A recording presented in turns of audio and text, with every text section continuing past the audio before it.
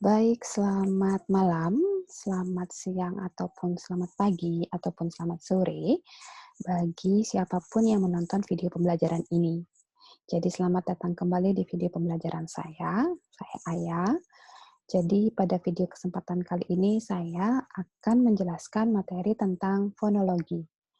Jadi materi ini saya khususkan kepada mahasiswa semester 1 jurusan Pendidikan Bahasa Indonesia dan Daerah di Fakultas Keguruan dan Ilmu Pendidikan Dwi Jendra University. Jadi saya harap siapapun yang menonton video kali ini semuanya dalam keadaan sehat, selalu jaga jarak, selalu pakai masker, dan selalu cuci tangan. Jadi saya mohon izin untuk share screen PowerPoint saya ya. Jadi pada video kali ini saya akan membahas tentang fonologi. Tentu beberapa dari kalian yang sudah menonton sudah tentu tahu apa itu fonologi ya. Jadi fonologi adalah salah satu cabang ilmu linguistik. Sebelumnya pasti juga sudah tahu apa itu linguistik atau sudah pernah menonton beberapa video saya yang menjelaskan tentang linguistik. Jadi linguistik adalah ilmu yang mempelajari tentang tata bahasa. Dan fonologi adalah salah satu cabang ilmu dari linguistik ya. Jadi ini adalah gambaran umum tentang fonologi. Jadi fonologi itu adalah mempelajari, menganalisis, dan membicarakan. Tentang apa? Nah, saya jelaskan apa itu fonologi. Jadi fonologi itu dibentuk dari dua kata, yaitu fon dan logos. Fon adalah bunyi, logos adalah ilmu. Jadi fonologi adalah ilmu yang mempelajari tentang bunyi. Diingat kembali bahwa fonologi adalah ilmu yang mempelajari tentang bunyi atau mempelajari, menganalisis, dan membicarakan tentang bunyi. Itu adalah fonologi. Kemudian ini adalah bidang pembahasan fonologi, yaitu ada fonetik dan fonemik. Nanti saya akan jelaskan. Jadi video kali ini saya hanya akan menjelaskan dengan singkat, padat, tapi tidak menyeluruh ya. Jadi secara umum saja apa itu fonologi. Agar memberikan gambaran umum apa sih yang kita pelajari dalam fonologi, seperti itu. Kemudian ini adalah kedudukan fonologi dalam bidang linguistik. Nah, perlu kita tekankan lagi, saya sekali lagi bahwa bidang linguistik itu dibagi menjadi dua. Ada yang namanya mikrolinguistik dan juga ada yang makrolinguistik. Nah, kalau mikrolinguistik itu adalah ilmu bahasa yang mempelajari dari bahasanya itu sendiri. Nah, contohnya fonologi. Fonologi ini kan menganalisis bahasa itu sendiri, yaitu tentang bunyinya. Sedangkan kalau makrolinguistik itu adalah mempelajari di luar kebahasaannya itu. Contohnya adalah mengapa dia menggunakan bahasa itu. Nah, bagaimanakah kedudukan bahasa di masyarakat itu kita akan pelajari di makrolinguistik. Sedangkan kalau mikrolinguistik kita hanya akan meneliti bahasa itu saja, ya. Jadi kalau fonologi itu adalah sebagai bidang yang berkonsentrasi dalam deskripsi dan analisis bunyi-bunyi. Itu adalah fonologi yang kedudukannya sebagai mikrolinguistik di kajian linguistik. Kemudian seperti yang sudah tadi saya jelaskan ada dua bidang ilmu yang akan dikaji dalam fonologi, yaitu ada fonetik dan fonemik. Jadi kalau fonetik itu adalah ilmu yang mempelajari cara menghasilkan bunyi, bagaimana manusia menghasilkan bunyi. Nah, itu kita pelajari di fonetik. Jadi fonetik itu dibagi menjadi tiga, ada fonetik artikulatoris, kemudian ada fonetik akustik, ada fonetik auditoris.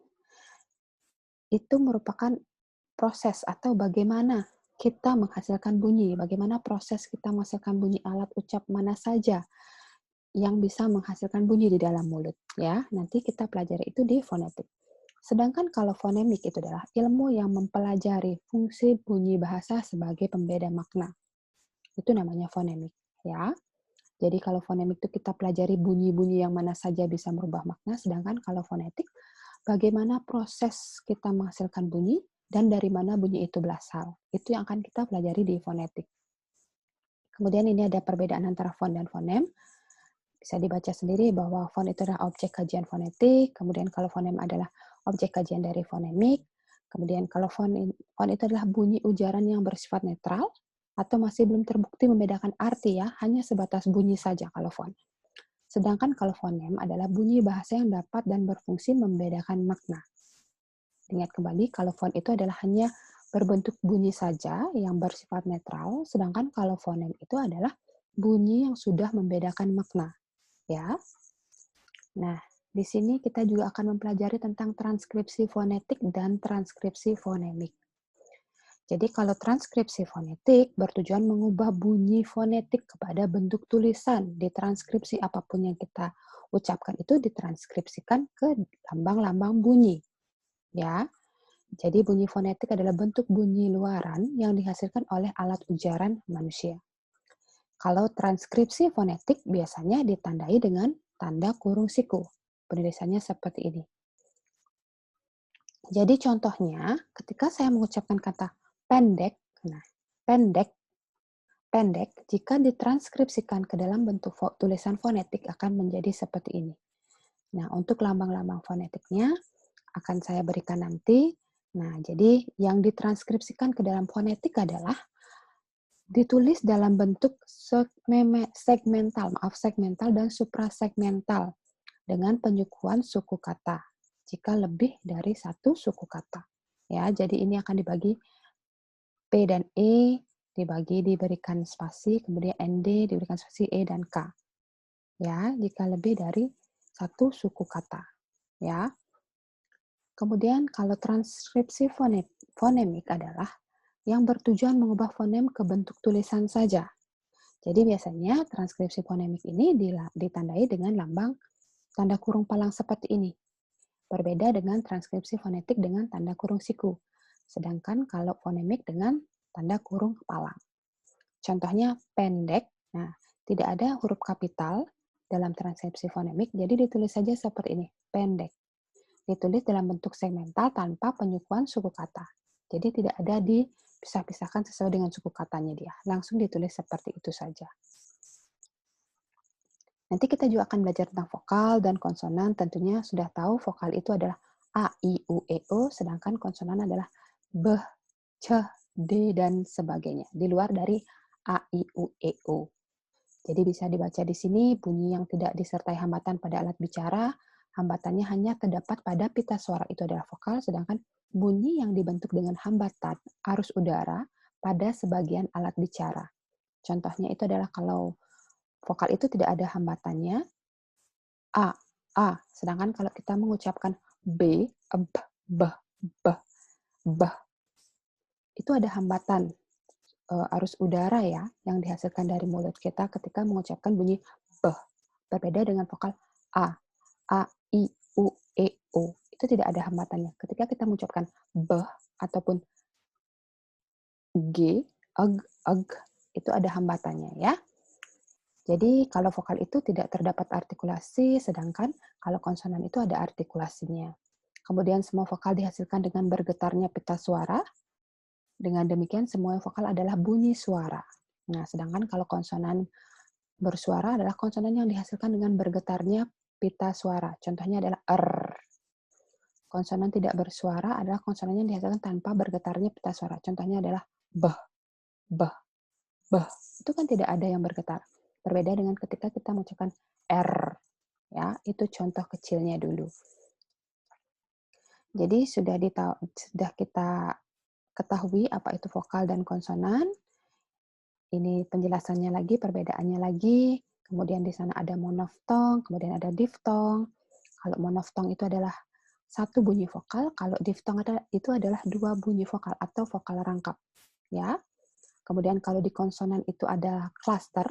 Cluster itu adalah ketika dua konsonan itu dia beriringan kedudukannya atau berderetan posisinya. Contohnya ketika kita mengucapkan kata drama, tradisi, itu namanya cluster. Ya. Nah, untuk daftar lambang transkripsi fonetis, nanti akan saya share lagi. Itu ada lambang-lambangnya, tinggal dicocokkan saja dengan bagaimana kita mengucapkan, kemudian ditranskripsikan ke dalam transkripsi fonetisnya. Ya. Nah, ini untuk tugasnya.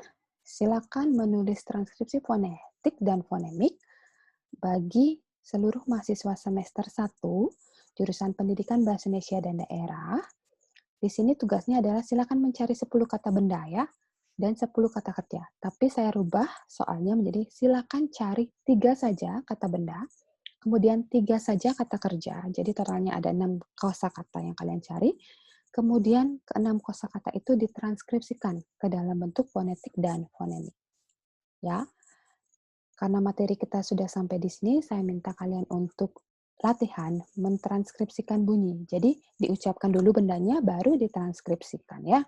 Disesuaikan dengan bunyi kalian yang kalian hasilkan dari mulut kalian sendiri.